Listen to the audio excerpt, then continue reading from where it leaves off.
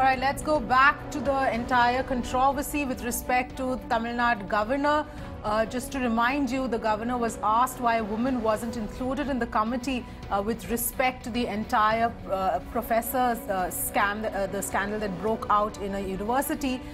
He interrupted a lady journalist, refusing to answer the difficult question, and tapped her on her cheek and walked away. That was the incident, and now we understand that DMK has taken out protest against the governor, against Governor Purohit's patronizing act, which has drawn everyone's ire, including the journalist community, and now the DMK is protesting in front of the Raj Bhavan. Let's go across to Pramod, who's joining us at this point. Pramod, take us through the protest, what's happening as far as these protests are concerned. Looks like the governor's action has drawn ire of a lot of people.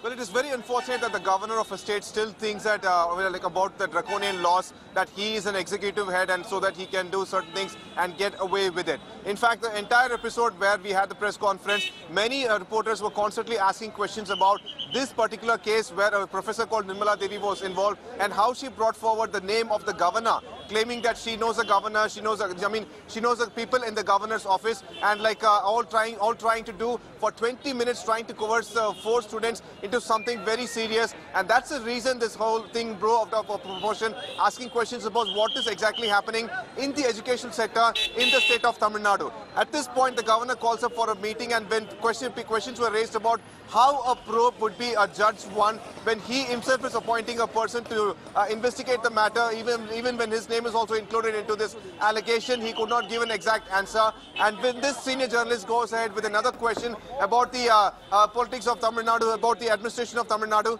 he taps her and walks away. It was everyone is completely outraged the way he has the governor did this particular act, and that's what they were seeking the apology, and that's the reason you could also see that DMK also protested in front of Governor's Palace in Chennai. And not just that, they also want to reiterate one more thing, claiming that the governor is trying to overstep in the powers of the Vice Chancellor, because earlier Kamaraj University appointed a 5-member committee to investigate the matter, but the governor immediately appoints a 1-member committee, and with that the Vice Chancellor calls back the 5-member committee. So there is a lot of discussion that is occurring inside this particular case, and that's the reason DMK also protested in Chennai for now.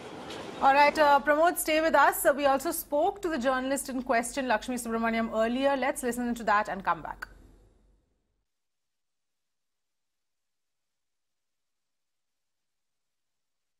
I mean, it was at the fag end of the press conference that I had 2 questions, and one for one, he just smiled, and the second one, he did this to me.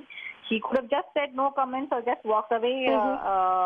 But this immediately angered me. I thought I should register my protest. So I tweeted immediately. I've dropped an email to the governor's office, to his secretary, saying this was unwarranted and I did not expect this and I want an explanation. To me, he is the governor of the state holding high office and the constitutional head of the state, and I'm just a journalist questioning him. That is it. There's nothing more. You need not, someone need not touch me to give an answer. All right, Pramod, of course, now the Journalists Association has also written to the governor asking for an apology for this act itself. Has there been any sort of a response from the governor so far, or even through somebody else? Has he responded in any way? Well, that's the unfortunate point. The governor still thinks that he's a person of a grandfather's stature and that nobody can question about his kind of dignity, and that's what he was trying to reiterate time and again yesterday for almost 1 hour when the questions were raised about this allegation and how his name is also involved. He simply said, I'm an 80-year-old man, I have a son and a grandson, I'm lucky. How can you ask a question like this? Don't you have any kind of respect for the post of the governor? Yes, the journalists and everybody do have the respect for this particular post, but also when a governor's name is involved in such a high-level scandal, they will definitely raise a question, and that's when all this embarrassment occurred. For now, there is no kind of reply from the governor. We are expecting one anytime soon. All right, Pramod, thanks for getting us those details.